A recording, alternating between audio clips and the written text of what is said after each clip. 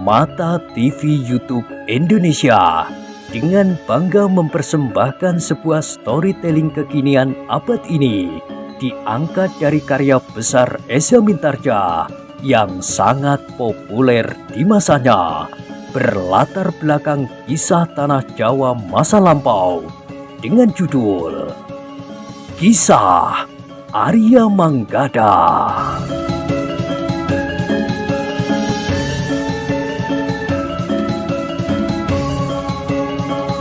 Pada kesempatan yang sangat baik ini, kita masuk pada episode yang ke-37.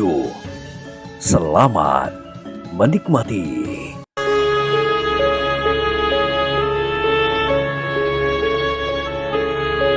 Pada episode sebelumnya telah diceritakan, ketika matahari terbit di hari berikutnya, rumah Mas Roro menjadi semakin sibuk. Malam mendatang akan diselenggarakan upacara yang menarik itu. Namun pagi itu utusan Raden Panji Prangpranoto telah minta diri.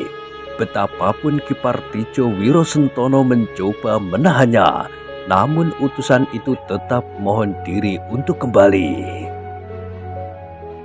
"Aku tidak berani melanggar perintah Raden Panji," berkata utusan itu. "Jika aku tidak pulang hari ini, Raden Panji akan marah." Dengan demikian, keluarga Mas Roro tidak dapat menahannya lagi. Namun utusan itu sempat sekali lagi mengucapkan terima kasih kepada Manggada dan Laksono yang telah menyelamatkan Mas Roro itu. "Jika tidak, perkawinan agung itu akan batal. Yang terjadi adalah iring-iringan untuk mengantarkan tubuh membeku ke kuburan. Itu memang tidak akan terjadi," berkata utusan itu. "Kami sekedar melakukan kewajiban. Bukankah kewajiban kita adalah saling tolong-menolong?" sahut Manggada. "Ya, meskipun demikian, kami harus mengenal kalian, tempat tinggal kalian, dan keluarga kalian," berkata utusan itu. Tetapi Manggada menggeleng. Katanya, "Kisanak boleh mengenal nama kami, itu sudah cukup.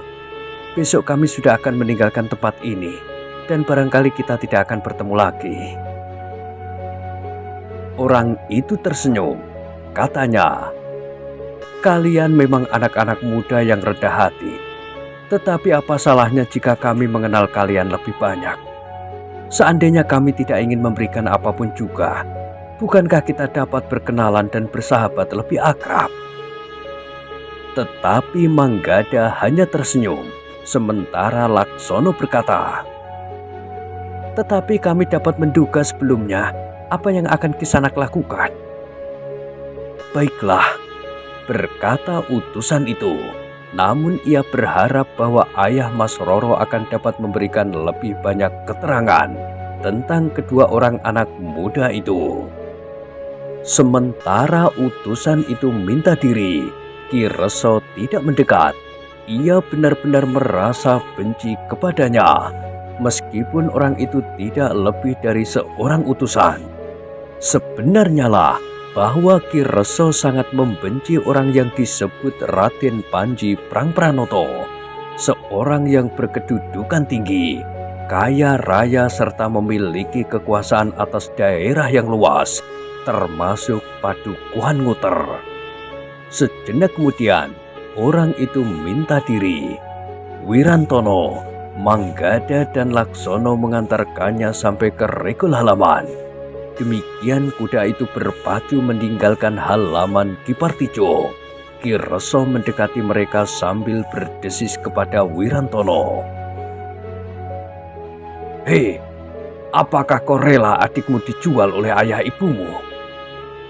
Wirantono termangu-mangu sejenak, namun kemudian katanya, "Aku tidak tahu maksud paman." "Kau memang bodoh.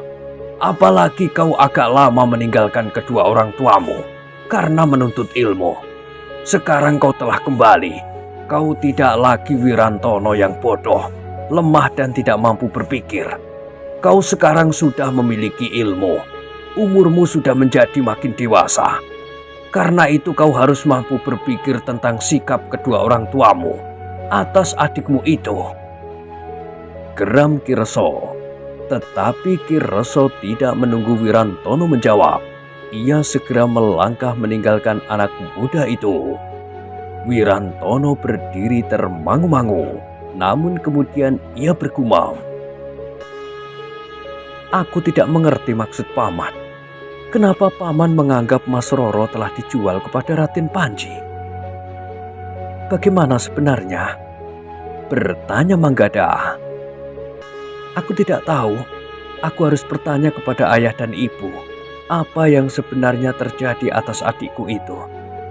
Tetapi aku sama sekali tidak melihat kesan yang tidak wajar pada adikku, berkata Wirantono. Ia seorang gadis, berkata Manggada. Biasanya seorang gadis tidak pernah menyatakan pendapatnya apapun yang akan terjadi atas dirinya. Tetapi adikku sangat terbuka hatinya kepadaku. Ia tidak pernah menyembunyikan sesuatu. Apalagi jika benar kata paman bahwa Mas Roro telah dijual, berkata Wirantono. Mungkin Mas Roro sendiri tidak tahu apa yang telah dibicarakan tentang dirinya oleh ayah dan ibumu, desis Manggada. Anak-anak muda itu tidak berbicara lebih lanjut ketika beberapa orang datang mendekati mereka sambil tersenyum. Seorang di antara mereka berkata, "Hei, apakah aku masih mendapatkan bagian kerja di rumah Wirantono? Mengusung gamelan atau memasang oncor di sudut-sudut halaman? Atau apa saja?" "Ah," sahut Wirantono, "tidak ada kerja apapun di rumah, hanya sekedar menyapu halaman, dan itu sudah aku lakukan." Orang-orang itu tertawa, namun sambil memasuki regol, seorang di antara mereka berkata, "Jika kerja sudah habis, maka biarlah menunggu saja waktunya suguhan dikeluarkan." Wirantono juga tertawa, namun ia tidak menjawab. Beberapa saat anak-anak muda itu masih berdiri di regol, namun kemudian Wirantono berkata, "Silahkan beristirahat di serambi gandok. Aku akan berbicara dengan ayah dan ibu." Manggada dan Laksono tidak menolak. Keduanya kemudian pergi ke serambi gandok. Sementara Wirantono pergi ke ruang dalam untuk berbicara dengan ayahnya. Sementara itu, kesibukan masih saja berlangsung di luar dan di dalam rumah sampai ke dapur. Mas Roro sendiri ternyata bukan seorang gadis yang manja. Ia ikut sibuk bersama perempuan-perempuan di dapur. Ketika Wirantono kemudian menghadap ayahnya dan menyampaikan pertanyaannya, maka ayahnya sama sekali tidak mau memberikan keterangan, sehingga Wirantono menjadi sangat kecewa.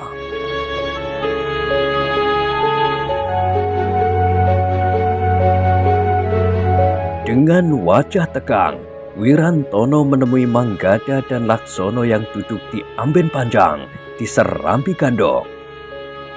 "Ayah masih saja menganggap aku anak-anak," berkata Wirantono. "Bagaimana?" bertanya Manggada. "Ayah dan ibu sama sekali tidak menjawab pertanyaanku. Ayah hanya mengatakan bahwa Raden Panji adalah orang yang berwibawa dan sangat berkuasa," jawab Wirantono. Manggada dan Laksono mengangguk-angguk, namun dalam pada itu Wirantono berkata, "Tetapi menilik keterangan itu, memang ada unsur yang tidak wajar dalam perkawinan yang akan dilangsungkan antara Mas Roro dan Raden Panji. Namun agaknya perkawinan itu akan memberikan kebanggaan bukan saja keluargaku, tapi seluruh padukuhan Nguter. Ternyata Mas Roro sangat dihormati. Sebelum ia menjadi istri Raden Panji, para penghuni padukuhan ini tentu berharap Mas Roro akan dapat mengangkat derajat seluruh padukuhan ini. Mas Roro akan dapat memanfaatkan kekuasaan Raden Panji bagi kepentingan padukuhan kecil yang sampai saat ini tidak memiliki kelebihan apapun juga dari padukuhan-padukuhan lain.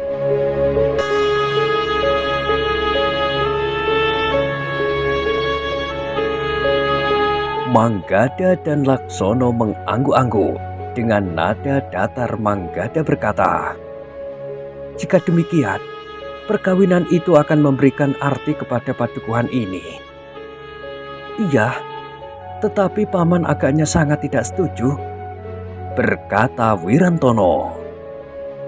"Mungkin lambat laun kau akan mengerti apa sebabnya adikmu menjadi istri Raden Panji dan kenapa pamanmu tidak menyukainya," berkata Laksono.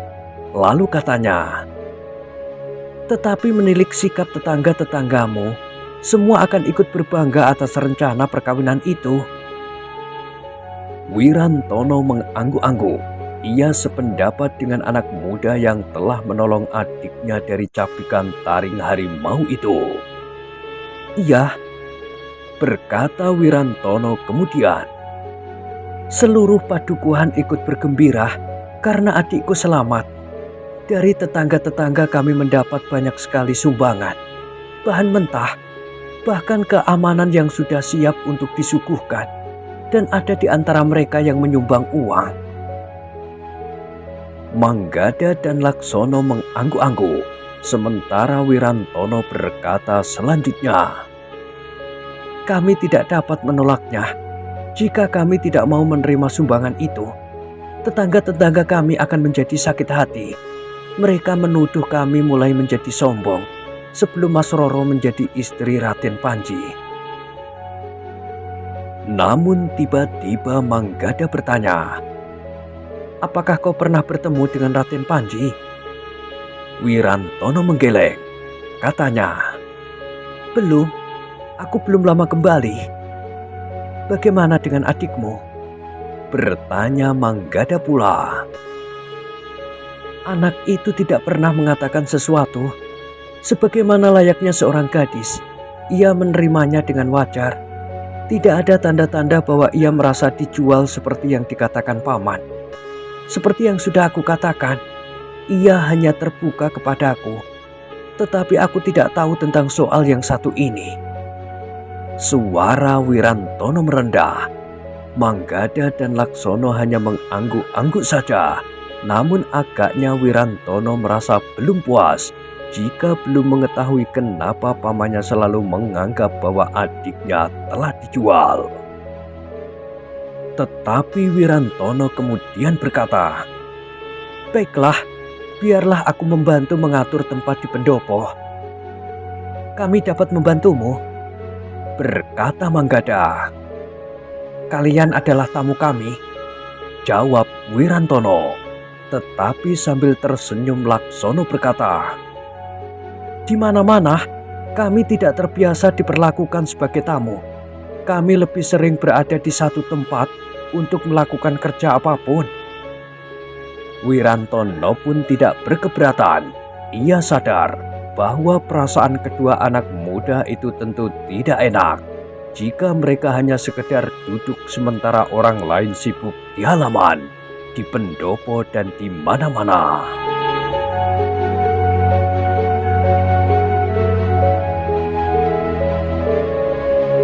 Demikianlah menjelang senja, semuanya sudah siap.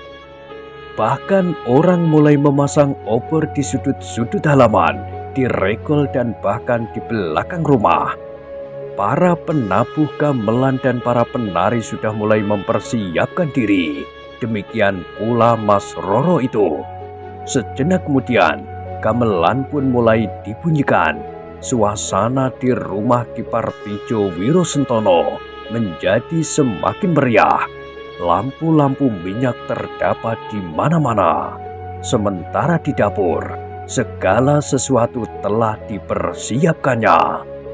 Malam itu bukan saja seisi rumah Ki Partijo Wirosentono merasa bersyukur atas keselamatan Mas Roro, tapi seisi padukuhan menjadi bergembira karenanya. Sejak orang tua sampai kanak-kanak, yang biasanya tidur sejak hari gelap, sempat bermain-main sampai jauh malam, bahkan dengan sedikit uang saku untuk membeli gelali, kacang, serta bintang jahe. Ada di antara mereka yang tertarik pada suara gamelan dan melihat beberapa saat di halaman. Mereka sekejap mengagumi orang-orang yang menari di pendopo, namun kemudian mereka berlari-lari lagi di halaman. Ketika para tamu di pendopo dipersilahkan makan nasi punar yang berwarna kuning, anak-anak pun dipanggil pula kelongkangan. Mereka juga mendapat sepincuk nasi punar, kedelai goreng, dan sekerat daging ayam serta telur dadar. Betapa gembiranya anak-anak itu. Mereka tidak saja makan nasi kuning, tetapi justru saat mereka berdesakan untuk menerima sepincuk nasi itulah yang sangat menarik bagi mereka.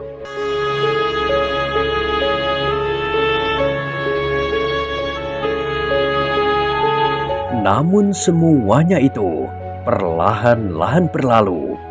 Ki Bekel Padukuhan Nguter atas nama Ki Partijo Wirosentono menyatakan kegembiraan hati seluruh keluarga serta mengucapkan syukur ke hadapan Yang Maha Agung bahwa Mas Roro telah diselamatkan.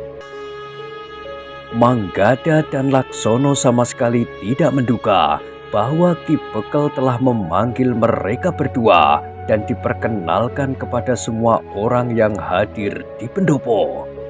Wajah kedua anak muda itu menjadi merah. Kaki mereka rasa-rasanya menjadi seberat timah ketika melangkah di pendopo. Semua mata memandang mereka berdua. Bahkan ketika orang-orang Nguter bertepuk tangan gemuruh, Manggada dan Laksono hampir menjadi pingsan karenanya. Mereka agaknya memilih berkelahi melawan seekor harimau daripada berdiri di pendopo itu. Namun sementara di antara semua orang yang bersuka itu, Ki Reso masih saja tetap menyendiri sambil bergeremang. Ia tidak dapat mencegah apa yang akan terjadi dengan Mas Roro yang akan diperistri Raden Panji Prangpranoto itu. Ki Reso sama sekali tidak mau naik ke pendopo. Ia berjalan hilir mudik di depan regol rumah kakaknya itu. Lewat tengah malam, suasana sudah menjadi tenang. Irama gamelan tidak lagi gemuruh mengiringi tari-tarian. Yang terdengar adalah suara gamelan yang tenang mengalir dalam irama terayun lembut.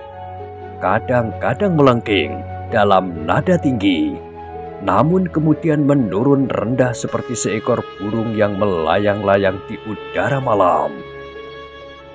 Menjelang dini hari, satu dua orang mulai mohon diri, terutama orang-orang tua yang sudah tidak tahan lagi duduk semalam suntuk. Udara malam yang dingin, rasa-rasanya membuat darah mereka lambat mengalir. Namun anak-anak muda tetap bertahan sampai fajar. Baru ketika langit menjadi merah, keramaian di pendopo itu resmi dinyatakan selesai. Tetapi dari dapur sekali lagi telah mengalir minuman panas dan nasi langgi yang hangat dengan serundeng kuning gemerisik dan dendeng basah yang lunak. Tidak digoreng dengan minyak, tetapi dipanggang di atas api kecil. Mereka yang ikut menghadiri keramaian dalam upacara syukuran itu ternyata pulang dengan perut kenyang. Ki Bekel yang terhitung masih belum terlalu tua bertahan sampai selesai, bahkan sampai orang terakhir meninggalkan pendopo rumah itu. Ki Bekel masih sempat menemui Mas Roro untuk mengucapkan selamat dan kemudian berpesan, "Lain kali berhati-hati. Di hutan itu masih terdapat beberapa ekor binatang buas yang kadang-kadang mengganggu kita. Namun jika anak-anak muda itu kelak meninggalkan padukuhan ini, kita masih mempunyai Ki Reso, si pembunuh harimau. Karena itu kita tidak usah khawatir. Meskipun demikian, Sebaiknya jangan pergi sendiri jika kau mengirim nasi ayahmu di sawah yang dekat dengan hutan itu. Kau boleh mengirim nasi ke sawah, tetapi yang jauh dari hutan. Jika terjadi sesuatu atasmu, Raden Panji tentu tidak hanya menyalahkan ayahmu, tetapi kami semua, penduduk Padukuhan Nguter. Barangkali akulah yang akan menerima hukuman paling berat. Mas Roro mengangguk hormat sambil berdesis bertahan. Iya, Ki Bekel. Ajak ayahmu jika kau akan pergi ke sawah dekat hutan itu, berkata Ki Bekel pula. Tidak ada seekor harimau pun yang berani mengusikmu. Iya, Ki Bekel. Sekali lagi Mas Roro mengangguk. Namun kemudian Ki Bekel bertanya, "Di mana Ki Reso? Aku tidak melihatnya sejak sore." Paman agak sibuk, Ki Bekel. Jawab Mas Roro. Ki Bekel mengangguk-angguk. Katanya, "Salam buat pamanmu." Iya, Ki Bekel. Jawab Mas Roro sambil mengangguk hormat. Demikianlah Ki Bekel kemudian minta diri. Ketika ia keluar dari regol, langit sudah menjadi semakin terang. Namun Ki Bekel sudah tidak bertemu dengan Ki Reso. Yang kemudian tinggal adalah orang-orang yang membersihkan jalan di depan rumah Ki Partijo Wirosentono. Jalan yang menjadi kotor oleh dedaunan bungkus makanan, karena di sepanjang jalan itu, di depan rumah, bertebaran orang-orang yang memanfaatkan keramaian itu untuk berjualan.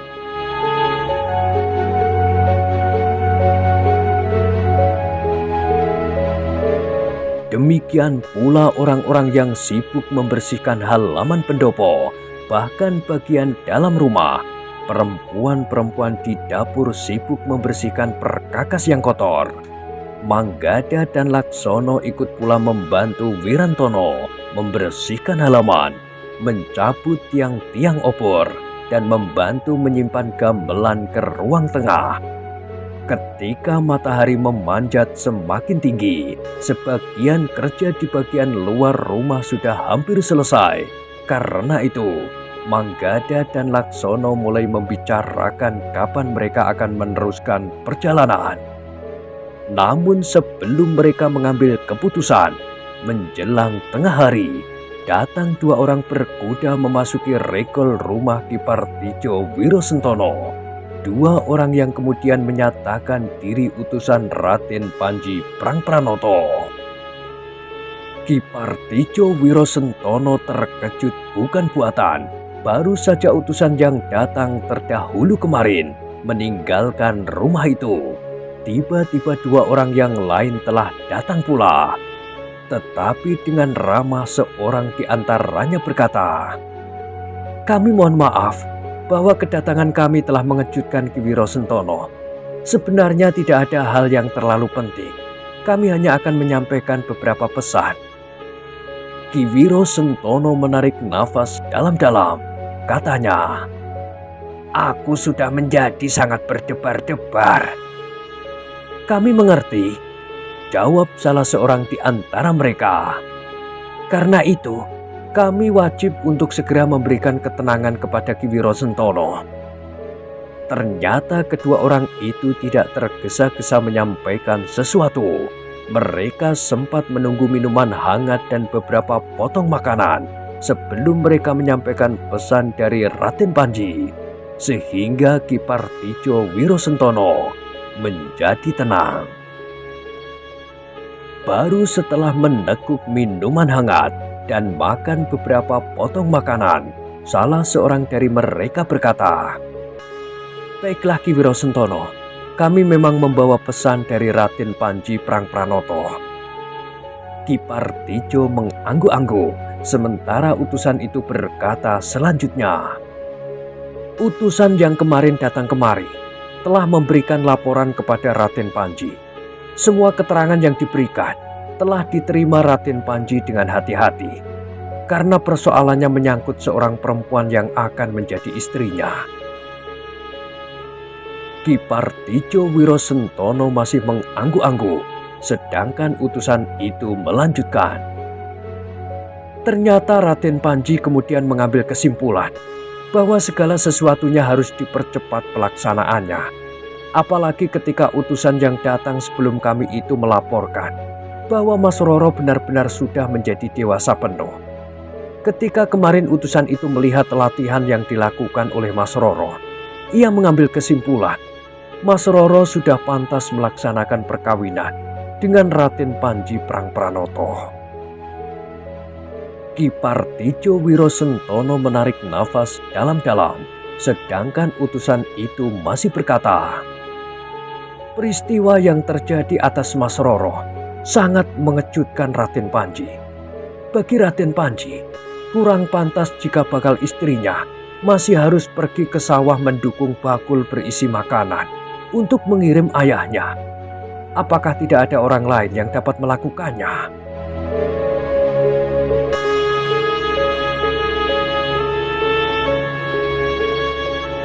Ki Partijo mengangguk kecil sambil berkata, aku minta maaf.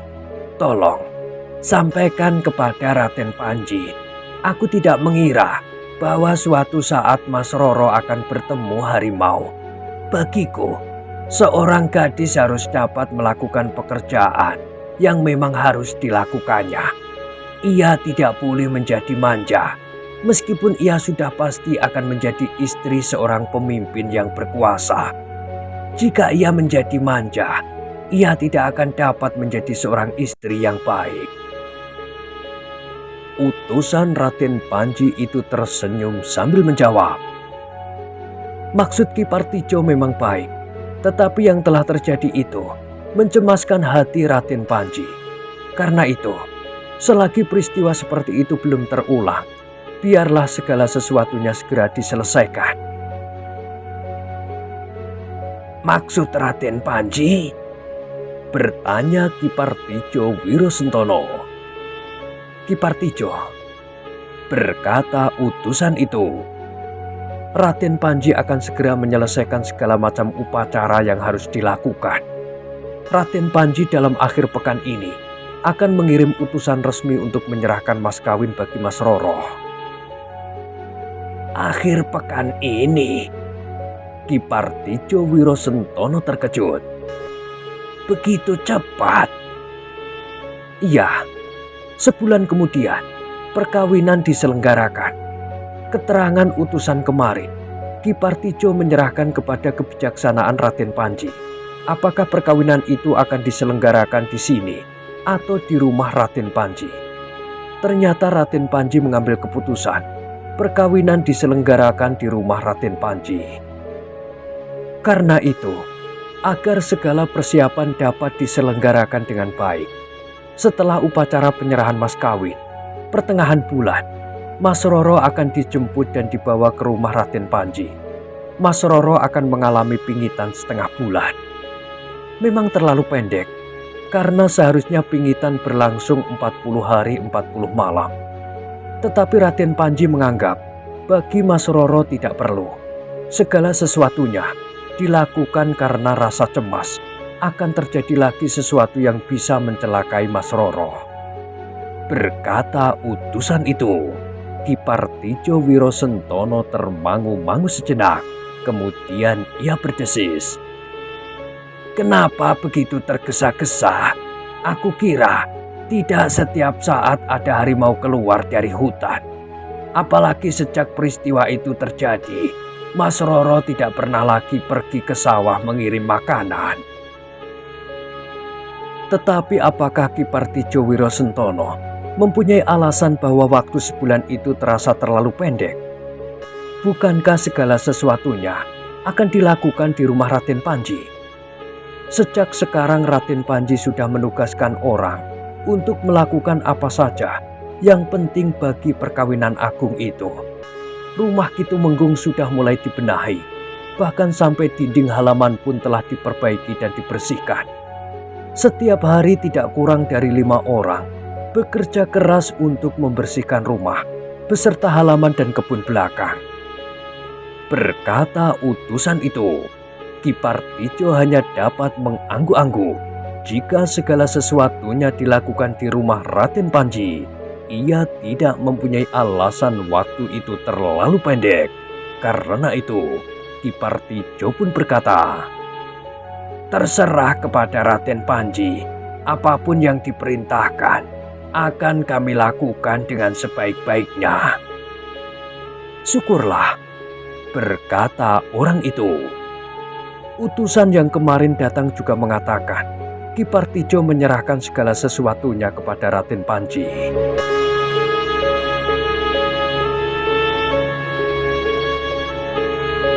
Ki Partijo mengangguk-angguk. Ia memang tidak bisa berbuat lain daripada mengiyakan segala pesan Raden Panji Prangpranoto.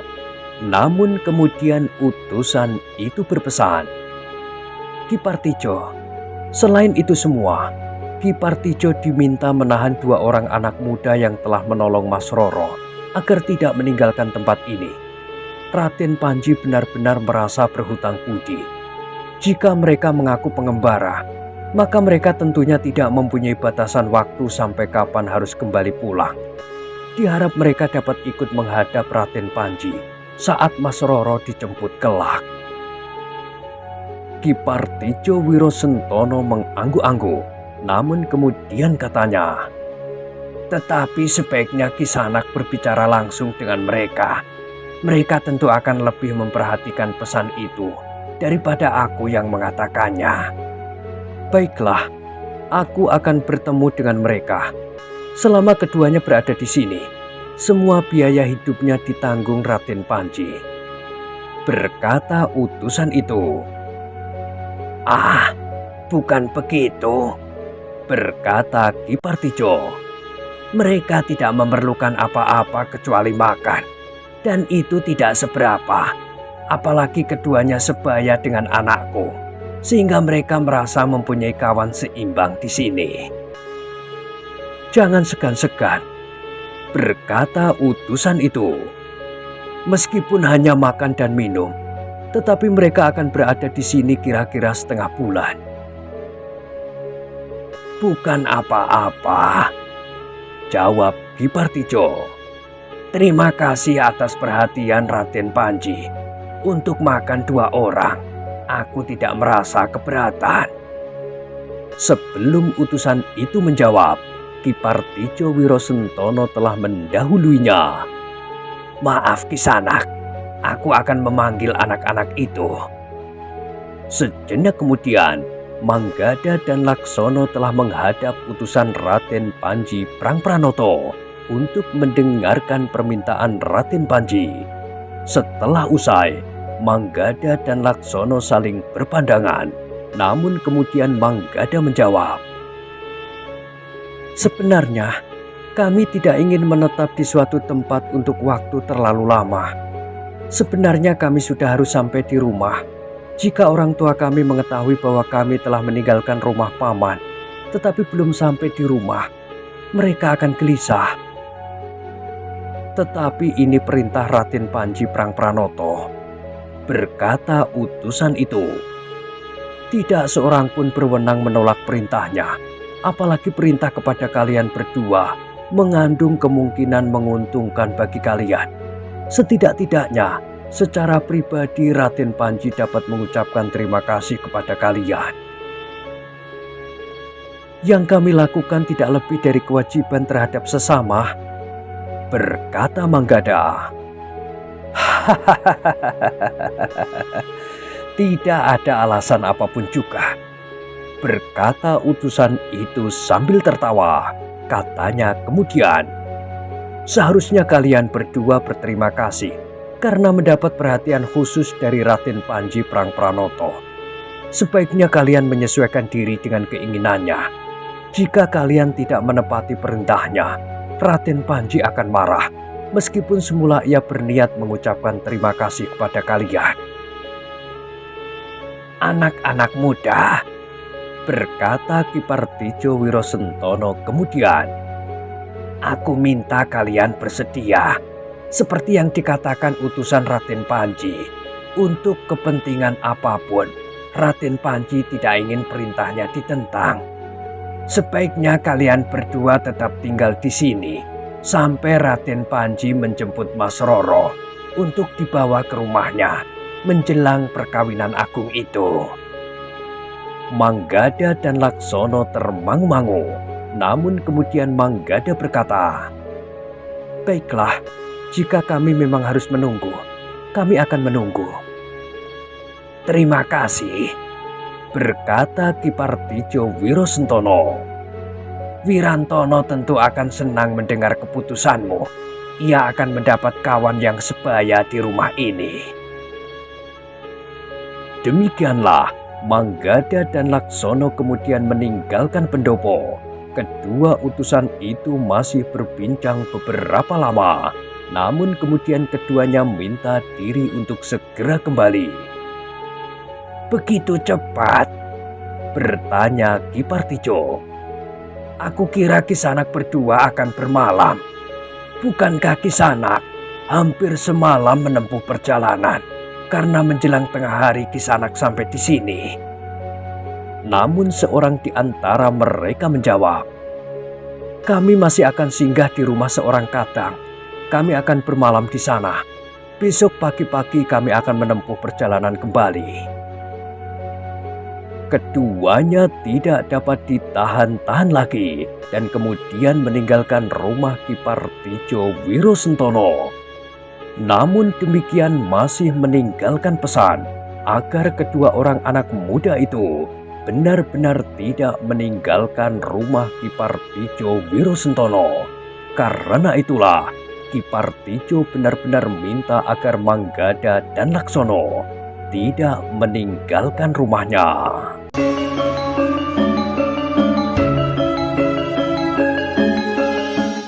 Nah, bagaimanakah kisah selanjutnya? Silahkan ikuti terus kisah Arya Manggada pada episode berikutnya. Sampai jumpa.